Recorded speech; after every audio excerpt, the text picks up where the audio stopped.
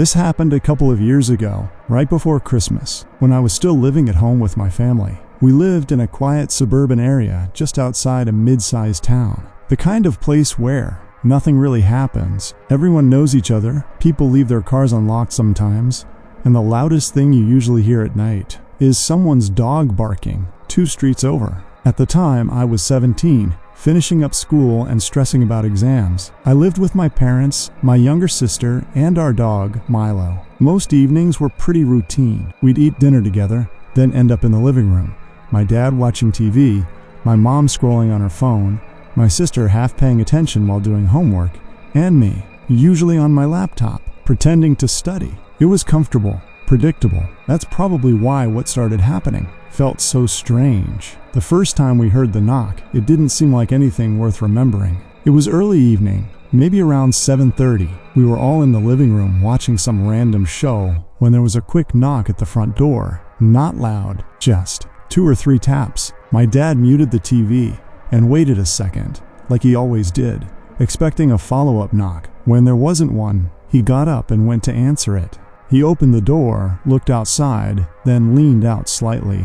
"Hello?" Nothing. I remember him standing there for a few seconds before closing the door again. "No one there?" my mom asked. He shook his head. "Probably kids." That made sense. We had a few teenagers in the neighborhood who liked messing around. Ding-dong ditch, running across lawns, that kind of thing. We laughed it off and went back to watching TV. But then, it happened again. 2 nights later, the same kind of knock. Short, controlled, not aggressive. This time, I went to the door. I opened it pretty quickly, expecting to catch someone running away. But the street was empty. No footsteps, no laughter, nothing. It was quiet in that weird way, where it almost feels staged. I even stepped outside and looked in both directions. Streetlights were on. Everything looked normal, but there was no one. I told my parents, and again, we just assumed it was kids being annoying. Over the next week, it kept happening. Not every night, but enough to notice. Sometimes it was early evening, sometimes later. Always the same kind of knock. Just a few taps, never pounding, never urgent. And every single time, no one was there. At first, it was just irritating. Then, it started getting uncomfortable. What made it worse was that it wasn't just me noticing it. One night, my sister heard it when she was downstairs alone. She texted our family group chat asking if someone was at the door. Nobody was expecting anyone. Another time, my mom heard it in the middle of the afternoon while she was home by herself. She didn't even open the door, just checked through the window and saw nothing. Then my dad had one that really stuck with all of us. He usually stayed up later than everyone else, watching TV after the house quieted down. Around midnight one night, he heard a knock. He said it was different, quieter than the others. Be careful. He didn't open the door right away. Instead, he checked through the peephole. No one. Still, he unlocked it slowly and opened it just enough to look outside. Nothing. No movement, no sound, just the empty street. When he came upstairs, he actually looked unsettled. Not scared exactly, just confused. "That wasn't kids," he said. We all kind of brushed it off, but after that, something shifted. It stopped feeling like a prank. It felt like someone was making sure we were home. Christmas Day came, and honestly, we forgot about it for a while. The house was busy all day, relatives visiting, food, presents, noise everywhere. It was one of those long, good days where everything just feels normal again. By the time night came, I felt completely drained. I went upstairs early, lay down in my room, and ended up falling asleep pretty quickly. I woke up sometime later. At first, I didn't know why. My room was completely dark, and the house was silent. In that heavy, late-night way, I grabbed my phone. 2:08 a.m. I remember just lying there for a bit, scrolling through stuff, trying to see if I'd fall back asleep.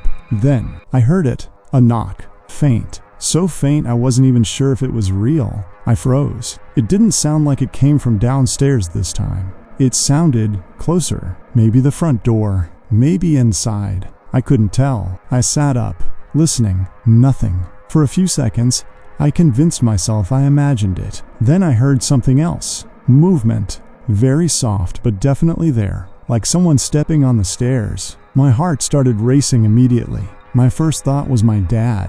He sometimes came upstairs late, so I got out of bed and walked toward my door, still half convinced it was nothing. I opened it. just a crack. And that's when I saw him. There was a man halfway up the stairs. He wasn't someone I recognized. He looked disoriented, like he was struggling to keep his balance. One hand was on the wall, dragging along it as he moved. For a second, my brain didn't process what I was seeing. It just didn't make sense. Then it hit me.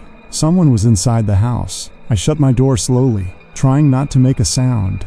My whole body felt cold. I couldn't think properly. I just stood there, staring at the door, listening. I could hear him now, moving around upstairs, opening doors, one by one. I knew he was checking rooms. I didn't even realize I was holding my breath until my chest started to hurt. At some point, instinct kicked in. I opened my door again, just enough to look out. He was coming out of my sister's room. That was enough. I ran. I didn't care about making noise anymore. I ran straight to my parents' room and shook my mom awake. "There's someone in the house." She sat up instantly. My dad took a second longer, but once he understood what I was saying, everything changed. We went downstairs together, and there he was. The man was sprawled across our couch. There were a couple of open beers on the table. My dad's. He looked half-conscious, like he might pass out at any second. My mom shouted at him to get out. He stirred slightly, looked at us, and started mumbling, "This is my house."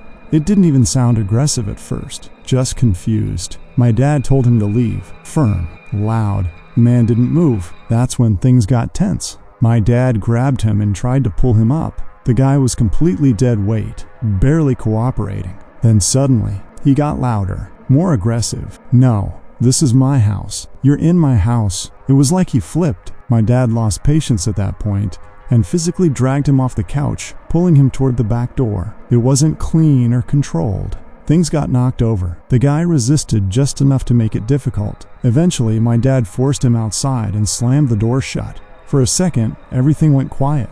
Then, glass exploded inward. The man had punched straight through the window next to the door.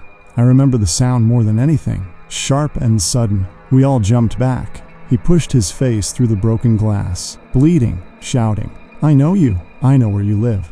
This is my house." It didn't even make sense, but it was terrifying. My dad told us to get back and called the police. The man kept shouting for a few seconds, then stumbled away into the darkness. When the police arrived, everything felt surreal. We gave our statements. I told them everything I saw upstairs. They followed a trail of blood down the street and found him not too far away. He'd cut his hands badly on the glass. They arrested him on the spot. Later, we found out he used to live in our house years before we moved in. Apparently, he'd been out drinking heavily that night and somehow ended up back there. He claimed it was a mistake, said he thought it was still his home. The knocking from the weeks before, he denied all of it, said he'd never been near the house until that night. He was charged for the break-in and the damage, but because of his condition and lack of prior offenses, he didn't go to jail. We got the window replaced the next day. Life went back to normal, at least on the surface. But even now, something about it doesn't sit right with me, because every now and then, usually late at night when the house is quiet, I still think I hear it. That same soft, controlled knock, and I can't help but wonder if that night really was the first time he came back.